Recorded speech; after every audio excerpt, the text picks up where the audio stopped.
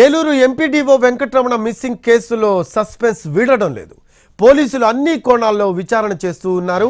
వెంకటరమణ అసలు కాల్వలో దూకి ఆత్మహత్య చేసుకున్నాడా లేదా అనే కోణంలో కూడా దర్యాప్తు చేస్తున్నారు.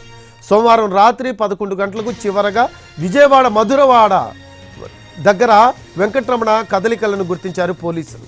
ఆ తర్వాత 1 గంటకు ఏలూరు కాలువ వద్ద వెంకటరమణ మొబైల్ సిగ్నల్ కట్ అయింది.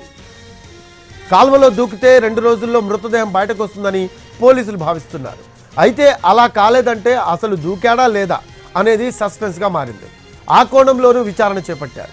చివరి రోజు ఆయన ఎవరితో ఫోన్లో మాట్లాడాడు అనే దానిపై విచారణ చేస్తోంది సైబర్ టీం. ఎవరితో మాట్లాడారు, ఏం మాట్లాడారు అనే దానిపై ఫోకస్ పెట్టారు పోలీసులు. 3వ రోజు ఏలూరు కాలువలో ఎన్డీఆర్ఎఫ్ బృందాలు గాలింపు చర్యలు చేపట్టాయి.